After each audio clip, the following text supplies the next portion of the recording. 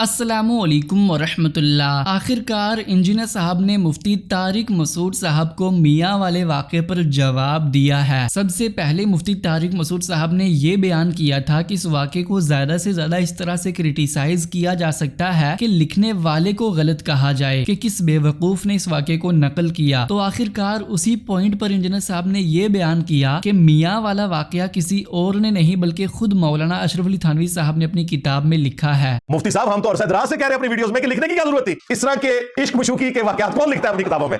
ہم تو پہلے دن سے کہہ رہے ہیں کہ لکھنے کی کیا ضرورت تھی؟ اچھا اب اس نے ورکنگ کوئی نہیں کی ہوئی تھی، اس نے پتا کیا کہا؟ اس نے کہا اگر اس بیوقوف نے لکھ بھی دیا تھا، اور بیوقوف پتا کون ہے؟ حکیم الامت اشرف علی تھانوی۔ لہٰذا جو بریلوی کہتے تھے نا یہ مریض الامت ہے، مفتی صاحب نے آدھی بات مان لی ہے کہ مریض الامت ہے یا نہیں ہے، یہ بے وقوف الامت ہے۔ بیوقوف کہا انہوں نے اس کو، اشرف تھانوی کو۔ ہو سکتا ہے اس پہ بھی اب رجوع کرنا پڑے، بڑے کسی مفتی نے سن لیا، انہوں نے کہا تو یار کتنے ساڑھے بزرگوں کو بیوقوف کہہ دیتا ہے، لیکن ورکنگ نہیں تھی۔ اس کے بعد مفتی صاحب نے یہ بیان کیا تھا کہ انجینئر صاحب کے منہ سے ہمیشہ گند ہی نکلتا ہے۔ تو انجینئر صاحب نے اپنی لیٹسٹ ویڈیو میں اس پر بھی رسپانس دیا۔ میں چاہتا ہوں کہ آپ بھی میرے ساتھ ان کی یہ ویڈیو ضرور دیکھیں۔ اوپر مفتی صاحب کہہ رہے ہیں کہ انجینئر کے منہ سے تو گند ہی نکلتا ہے، ایسے منہ کی بواسیر ہے۔ یار یہ گند تمہارے بزرگوں نے کیا ہے، میں تو بیان کر رہا ہوں۔ اگر تو میں نے گن پوائنٹ پہ دونوں تمہارے بزرگوں کو لٹایا ہو چرپائی پہ، پھر تو میں مجرم ہوں، ٹھیک ہے؟ اپنی مرضی سے لیٹے، ایک چیخ رہا ہے دوسرا کہہ رہا ہے کہ دیوبند دماغ بند، میرا کیا قصور ہے؟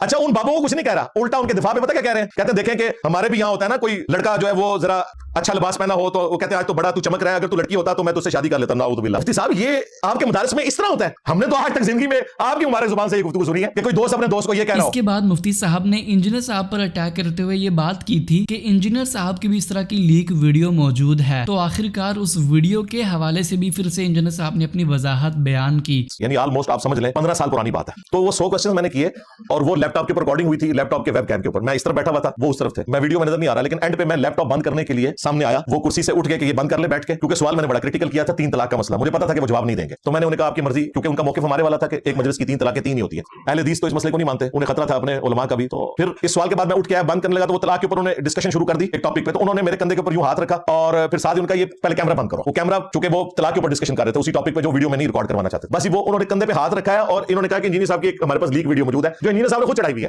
سر آخری سوال ہے، وہ آپ کی مرضی، آپ جواب دیں یا نہ دیں، وہ طلاق ثلاثہ کا مسئلہ ہے، بس اس کو بعد میں صحیح انشاءاللہ۔ اچھا بڑا شکریہ آپ کا، جزاک اللہ خیر، بڑی آپ نے شرکت فرمائی ہے، اللہ تعالیٰ قبول کرے ماشاءاللہ۔ ابھی ایک اور مسئلہ طلاق ثلاثہ کے بارے میں انشاءاللہ میں تحقیق کرنی ہے۔ اور بیوقوفو یہ تو سنت ہے، صحیح بخاری میں موجود ہے، عبداللہ ابن عمر کہتے ہیں نبی علیہ السلام نے میرے کندھوں پہ یوں ہاتھ رکھ کے مجھے فرمایا تھا کہ عبداللہ جب تو صبح کرنا تو شام کا خیال اپنے دل میں نہ لانا، اور جب شام کرے تو صبح کا خیال اپنے دل میں نہیں لانا۔ اس دنیا میں تم نے مسافروں کی طرح، غریب الوطن لوگوں کی طرح رہنا ہے، بس یہ دنیا ایک مسافر خانہ ہے۔ اس کے بعد انجینئر صاحب نے اپنی لیٹسٹ ویڈیو میں مفتی طارق مسعود صاحب کو المحنت کے تینوں عقائد پر دفاع کرنے پر بھی جواب دیا۔ سب سے پہلے جو مفتی صاحب نے یہ بیان کیا تھا کہ ہم قبروں سے اسی طرح کے فیض حاصل کرنے کے قائل ہیں جس طرح کا فیض حضرت عمر نبی علیہ السلام کی قبر کے ساتھ دفن ہو کر حاصل کر رہے ہیں۔ میں نے کہا تھا یہ جواب کبھی نہیں دے سکے گا، میں نے اس کا پیپر آؤٹ کیا تھا۔ اب یہ کہہ رہے ہیں وہ قبروں سے فیض یہ ہوتا ہے کہ جس طرح حضرت عمر نے خواہش کی تھی میں قبر رسول کے ساتھ دفن ہوں۔ نا مفتی صاحب نا، میرا نبی سا ہے ہی کوئی نہیں، تیرے بابے تھے شے ہی کوئی نہیں، یہ نہیں ہے۔ وہ قبروں سے فیض یہ ہے کہ تمہارا قاسم نوتوی قبر سے نکل آیا بیداری میں، اور کون نکل کر رہا ہے؟ اشرف تھانوی صاحب 2 مولویوں کی صلح کروا کے گیا، اور وہ مولوی جس کو ملنے آیا تھا نا وہ سخت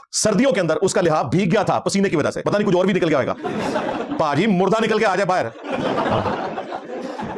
یہ تھا جناب وہ جو کہتے تھے نا ہم قبروں سے خواص کے طریقے سے فیض لیتے ہیں، جو المحنت میں لکھا تھا وہ یہ ہے، کوئی جواب نہیں۔ المحنت کے عقائد کا دفاع کرتے ہوئے مفتی طارق مسعود صاحب نے یہ بات بھی کی تھی کہ انجینئر صاحب جو ہم پر حیات النبی کے حوالے سے اعتراضات کر رہے ہیں اسی طرح کی جسمانی حیات کے تو خود انجینئر صاحب بھی قائل ہیں۔ پھر کہتا نہیں نبی علیہ السلام کی جو جسمانی حیات ہے قبر میں وہ تو انجینئر صاحب بھی مانتے ہیں، بالکل جسم اطہر سلامت ہے، لیکن تم جس جسمانی حیات کو مانتے ہو اس میں قبر مبارک سے ہاتھ بھی باہر نکالتے ہو۔ میں نے یہ دلیل دی تھی تو پی گیا تیرے مفتی اعظم پلانٹ ارتھ دیوبند تقی عثمانی صاحب نے درس حدیث میں یہ جھوٹا واقعہ سنایا۔ 550 سال بعد شیخ احمد رفاعی کے لیے رسول اللہ نے قبر اطہر سے ہاتھ باہر نکالا، خواب میں نہیں بیداری میں، 90,000 لوگوں کی موجودگی میں، جھوٹ لکھا، یہ باپا جانی نے بھی لکھا ہوا ہے، اور ان کے بڑے شیخ زکریا کاندھلوی تبلیغی جماعت والے نے فضائل حاج میں لکھا ہوا ہے، اور کہتے ہیں ہاتھ چوما انہوں نے، اور عبدالقادر جیلانی بھی ساتھ تھے اور نہیں چوم سکے، وہ محل جا کے انہیں نہیں چومیا بھائی، حالانکہ وہ پیر تھا، مرید تو شیخ احمد رفاعی تھا۔ جھوٹا واقعہ، یہ تم مانتے ہو جسمانی حیات، اس کا جواب دے۔ اس کے علاوہ انجینئر صاحب نے اپنی لیٹسٹ ویڈیو میں رشید احمد گنگوئی صاحب اور قاسم نانوتوی صاحب کا پورا واقعہ پہلی دفعہ اپنی ویڈیو میں اس کتاب سے منو ان پڑھ کر سنایا۔ اگر آپ مکمل ویڈیو کو دیکھنا دیکھنا چاہتے ہیں تو اس کی لنک ڈسکرپشن میں پرووائڈ کر دی گئی ہے, آپ وہاں سے اسے دیکھ سکتے ہیں. نیکسٹ اپڈیٹ یہ ہے کہ ریسنٹلی عباس حیدر بھائی, جن کے بہت سے سیشن آپ نے قیصر احمد راجہ صاحب اور انجینئر صاحب کے ساتھ دیکھے ہوں گے, انہوں نے اپنی لیٹسٹ ویڈیو میں یہ بیان کیا کہ وہ قادیانیوں کو کافر نہیں سمجھتے, کیونکہ ان کا ماننا یہ ہے کہ کسی شخص کو مومن یا پھر کافر کہہ کے جہنمی ڈکلیئر کرنا, اس کا اختیار اللہ پاک نے ہمیں دیا ہی نہیں, اس کا فیصلہ کل قیامت کے دن حساب و کتاب کے بعد ہونا ہے. تو کیسے ہم اس دنیا کے اندر کسی شخص کے حوالے سے وثوق کے ساتھ یہ کہہ سکتے ہیں کہ یہ شخص کافر یعنی جہنمی ہے؟ ہم عمومی طور پہ احمدیوں کو قادیانی کہہ دیتے ہیں, لاہوری کہہ دیتے ہیں اور بے بہا ان کے لیے غلط الفاظ استعمال کرتے ہیں, لیکن میں نے انہیں احمدی کہنا ہی مناسب جانا. اس کی وجہ یہ ہے کہ وہ خود کو احمدی کہتے ہیں, اور یہ ہر انسان کا حق ہے کہ جو نام وہ اپنے لیے پسند کرتا ہے اسے اسی نام سے بلایا جائے.